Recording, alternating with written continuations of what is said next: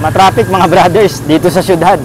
Kung ikaw ay naghahanap ng isang scooter na magaang, madaling imaneho, compact, madaling isingit-singit sa mga traffic katulad ngayon dito sa Olongapo City, at madali mong i-parking, tapos naghahanap ka rin ba ng matipid sa gasolina, baka ito na yung scooter na hinahanap mo, ang Keyway Icon 110. So tara, test ride natin.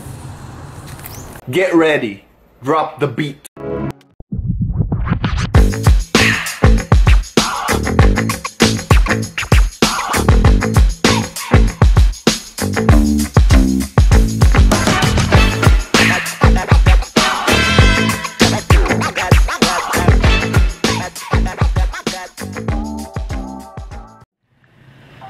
Alright mga brothers, isang maulan na hapon dito sa Olongapo City. So nakasakay na tayo ngayon sa pinakabagong scooter ng Keyway, ang Icon 110.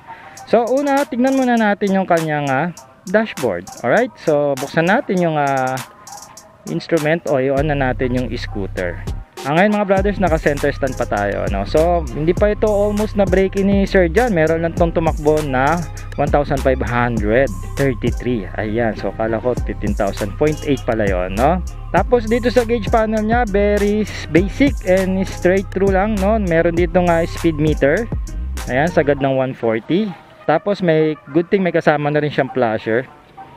Ayan, so kung gusto nyo ano, kasi ibang scooter wala, no? Tapos yung horn, check natin. Well, yung horn, I think ito pa yung stock and malakas naman kung hindi ka naman maselan. Tapos sa baba may malalim na packets. Ayan, kita nyo, meron siyang malalim na packets, and then may USB outlet dito, pwede na rin kayo makapag-charge. Tapos naka shutter key na rin yung kanyang susian. Okay, no? So mga basic switches, ito yung kill switch, patayan ng ilaw, and then yung electronic starting nya, no? Yung turn radius ng motor, nasabi ko na tama rin, malaki. So talagang sa taglay nya nakaliitan, madali mo itong masingit-singit. Ayan, no? So naka center pa tayo ngayon, no? And also chinecheck pa lang natin ngayon yung riding position nya. Riding position, ayan, subukan natin. Well, no, itong scooter na to, I think mga brothers, na para sa akin bagay sa mga 5'5" na pababa, especially sa mga kababaihan. Bakit? Kasi maliit siya. Tapos katulad ko, maliit lang din ako. So I think medyo proportion ako yan. Nakikita ko yung sarili ko sa salamin. And also yung legroom. Yung legroom niya rito, ayan, baba natin konti para makita nyo. No? Yung legroom niya dito, ayos naman, no? So 5'4" ako. So kung mga matatangkad kayo, mga siguro 5'8", 5'9", siguro hanggang dito yan, no? So hindi naman siguro sasabit. Ayan, siguro didikit lang. Ako kasi parang dito ano na, meron na lang konting space, ayan, no? Ayan, no, di ba? Okay, so ngayon tanggalin natin sa pagkaka-center stand yung motor para makita nyo.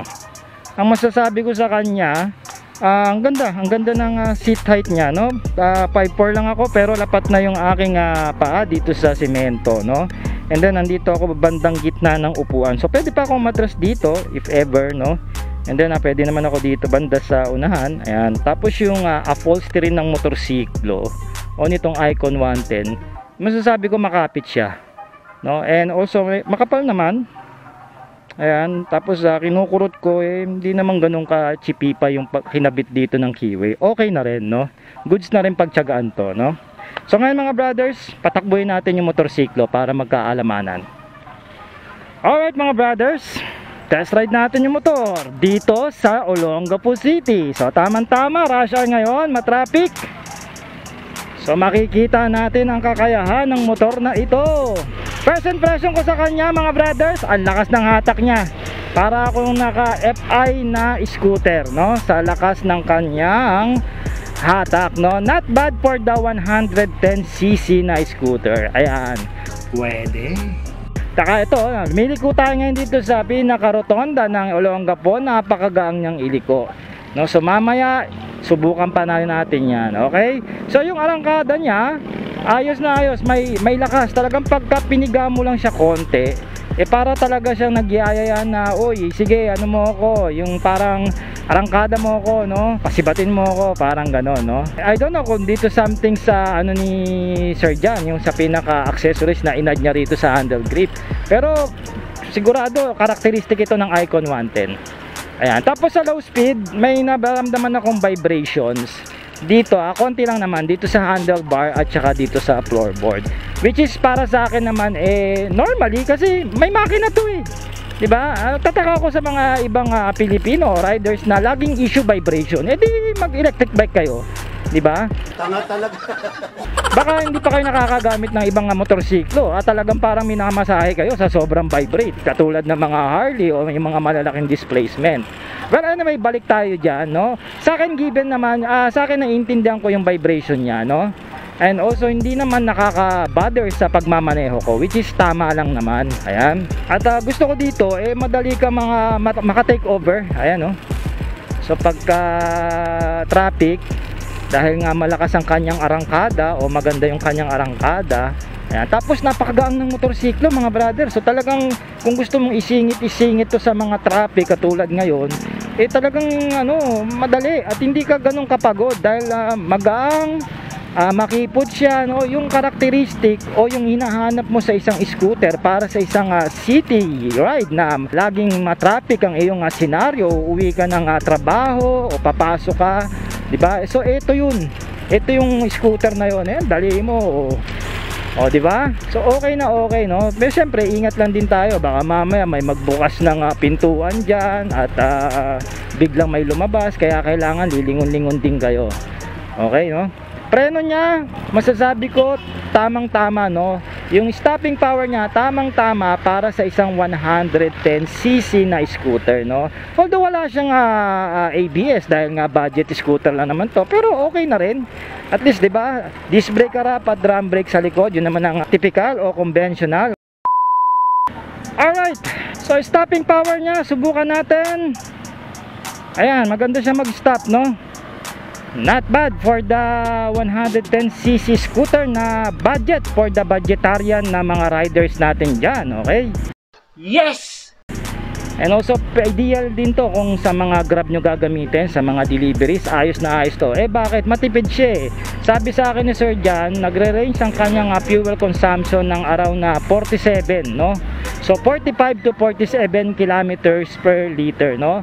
And for the weight reference, 82 kg po si Sir Jan, no? Siguro kung ako, dahil 58 kilo lang ako, mga brother, siguro baka ma-reach pa ako dito, maka-reach pa ako dito ng mga 48, no? 49 kilometers per liter in fuel consumption. Kung ano lang naman, kung cruising o hindi naman walwal ang takbuhan, since hindi naman ako kasi walwal talaga magpatakbo ng motorsiklo. Kahit yung 250 ko, 40 ko lang pinatatakbo yun para makatipid, no? And then suspension, napansin ko naman dito, meron siyang konting stiff. Konti lang naman, no? Swabe naman siya, yun lang, meron siyang konting stiff. Ayan, lalo na rito sa bandang likod, no? Siguro kung ako mag-upgrade, palitan ko to. Kung maselang ka, no, natatagtagan ka, palitan mo yung rear suspension ng mas swabe o yung mga branded, di ba? Yan. Tapos gulong niya naman, masasabi ko naman na makapit, responsive naman for the stock tire, no? Okay naman siya.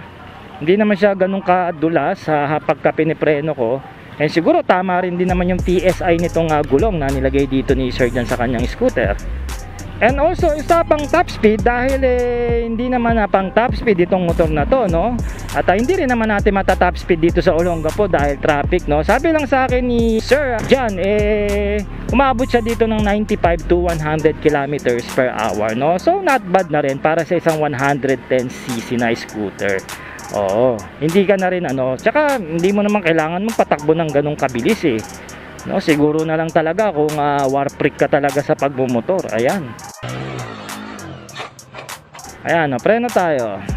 O, di ba? Okay yung stopping power niya. Hindi naman mahina at hindi naman sobrang lakas. Ayan, ang ganda ng arangkada niya. Ayan, okay Tapos preno natin. O, di ba? Ang ganda. So, ayos na ayos. Ayan. Tapos magang din yung scooter, Yung maneuverability niya talagang ang ganda mag-zigzag. So madali kang makaiwas kung may mga lubak. Ayan, may mga biglang tawid ng aso, pusa at mga kung ano-ano. Ayan, gearbox, madali. So medyo nalilito lang ako kasi yung turn signal lights niya nandito sa ilalim. Ayan, tapos yung busina niya nandito sa ibabaw. Yun lang naman, pero above all, napaka gandang scooter, no? Para sa kanyang given price. Okay, subukan natin siya lumiko. Ayan, lumiko. Ayan, no? Ang ganda niya lumiko. At hindi ka ganun mag-e-effort pag nililiko mo siya. Okay na okay. Ayan, no? Ano mo lang, parang isasayaw mo lang tong motor na to, liliko na eh. Di ba, alam niyo yung ibig sabihin, di ba? Yung, ayan, yung ganito, no? Ikikembot nyo lang yung bewang nyo. Ayan, no? Dali na siyang lumiko. Dali siya pasunurin. No, hindi siya mahirap maninuhin. So, kung siguro kung matatraffic ka o buong araw ka mamaninuhin tong motor na to, scooter na to dahil merong nasa trabaho ka, nag-grab ka o something na delivery, eh hindi ka ganun na mapapagod. Lakas na rangkada, todo natin. Okay, swabe, ayos. Yan, umikot lang tayo ulit. So mga brothers, ano bang masasabi nyo sa scooter na ito? Sulit ba siya? At least nagkaroon kayo ng idea, no? So napakagandang scooter, nakaka-enjoy siya maninuhin actually. Kahit mapa-traffic, kahit hindi traffic, kaya masasabi ko.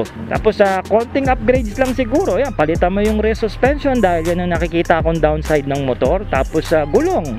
Yan, palit ka rin kung may budget ka. Importante yan, palitan mo ng Michelin, Pirelli, Dunlop, no? Importante, lalo na ngayon, tagulan. Oo.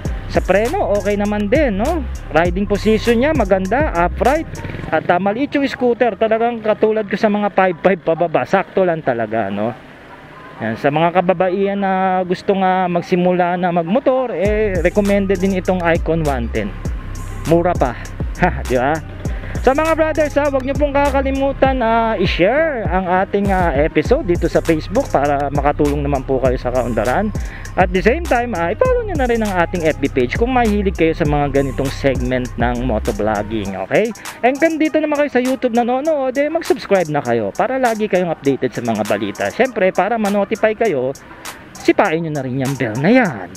Alright, so ako nga po ulit si Ark ng Sort Moto. Maraming salamat mga brothers on the wheel sa panonood at sinamahan nyo ako dito sa huling yugto ng ating test ride dito sa Keyway Icon 110.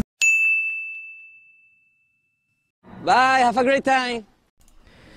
Brothers on the wheel, baka naghahanap ka ng motorcycle parts, accessories, and moto gear. Halina't bumisita sa Surfy Motorcycle Store sa Lazada. Sari-saring brand na kilala pagdating sa mga aftermarket, motorcycle parts, gear, and accessories ang ating makikita. Nasulit ang mga presyuhan nito at samahan pa ng vouchers and free shipping. Siguraduhin lang may Lazada apps kayo na gamit sa inyong mga cellphone or pwede nyo itong ma-download sa Google Play Store. Kaya tara at mag-shopping na!